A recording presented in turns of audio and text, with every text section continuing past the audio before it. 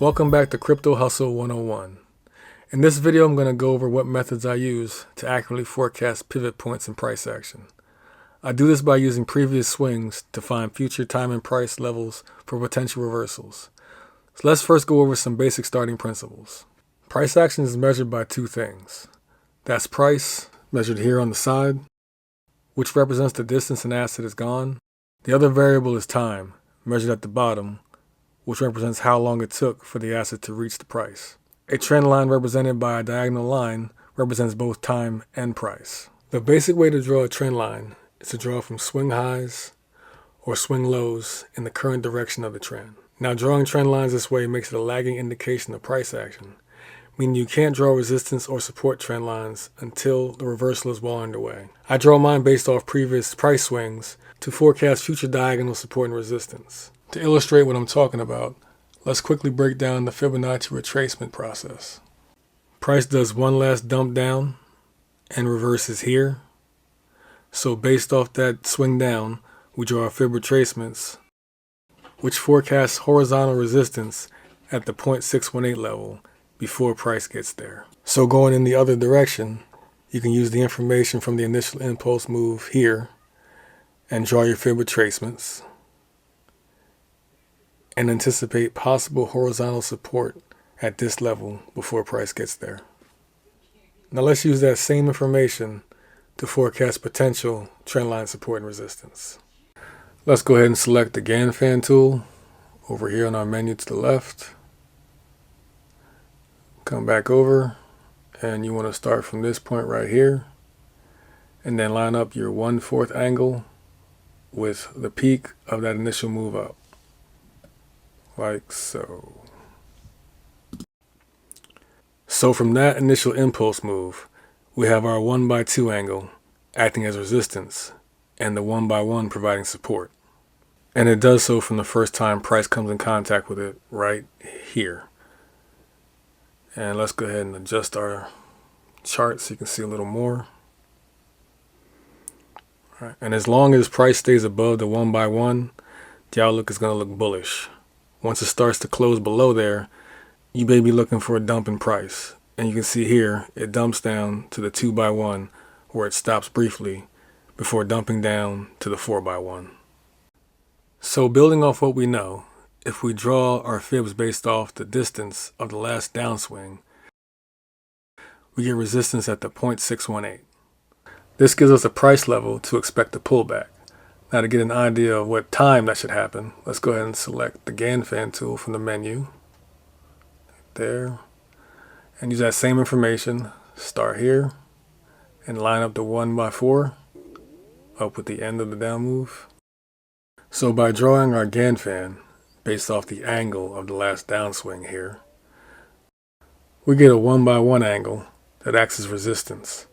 And when you combine that with the 0.618, you get this area right here of time and price equality where Dogecoin starts to pull back. Now let's go and select the Gann fan tool again over here. We're going to go ahead and draw it in the opposite direction, lining up the 1/4 line with the end of the initial impulse move up. Now let's go ahead and analyze what happened here. Price comes up and finds resistance on the down angled 1/1. Resistance again, comes down and finally breaks through, and it comes around, pausing at the next two levels up, here and here.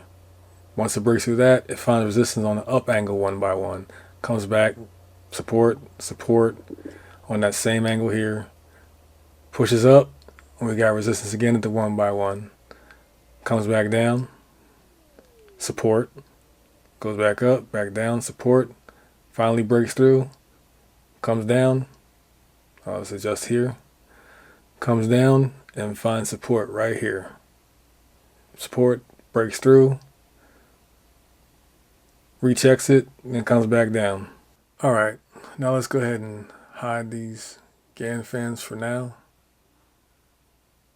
Go ahead and hide them. And now let's get into how we use these same angles to draw circles that reveal reversal levels and combine those with trend lines for time. But in order to do that, you have to scale your chart first. Let's go ahead and use that same impulse move up and go ahead and draw a box around that. Start here, come down, and now let's get the circle tool right here, bring it out to here. Alright, get that right, and now you want to adjust your chart until that circle lines up with the halfway point of the box, like so. Now I've talked about this in previous videos, but basically what you're trying to do is lock in a ratio between time and price where there's an equilibrium. Click OK. Now that that's locked in, we can use price to find time or time to find price using arcs and circles. Let's go ahead and hide that. And since this downswing is a little unclear as to where it starts and ends, we're going to go ahead and use that impulse move up since it's clear to see where it starts and ends. Draw from here. All right. Now you want to do another circle and start from the top of the circle down to where the actual start of the impulse move up was. All right, let's go ahead and adjust our chart real quick. Now what this reveals is that price ran into strong resistance at the top of the circle. And if we go ahead and show our Gann fans again, by combining the maximum resistance at the top of the circle with the 1x1 resistance angle, we get a time and a price equality where those two meet and price reverses. Now let's take a look at Uniswap on a 5-minute time frame. Now we have a clear downswing to draw a Gann fan off of right here. Let's go back over, select the Gann fan from the menu, start here, line it up with the end of it, like so. Now as you can see, we have angles that price is respecting. But if we try to draw the up angle, you can see here that impulse move, it's not really clear where it ends at.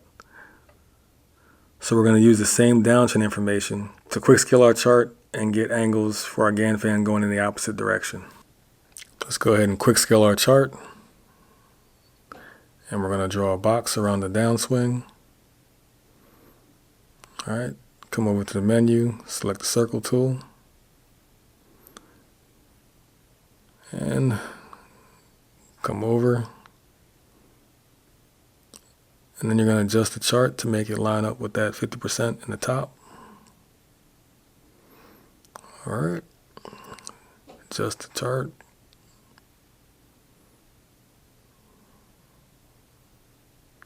Let's go into settings and lock that in.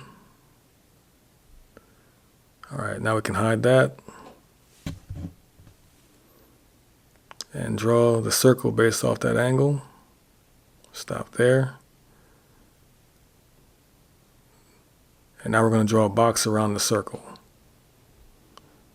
connecting with the edges.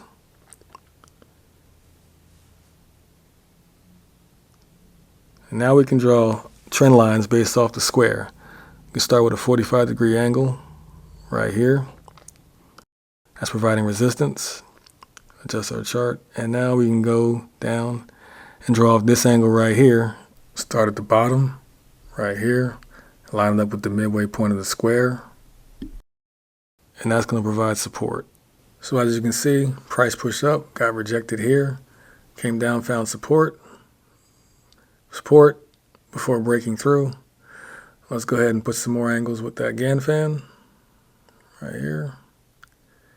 And line up the 1x1 with that 45-degree angle.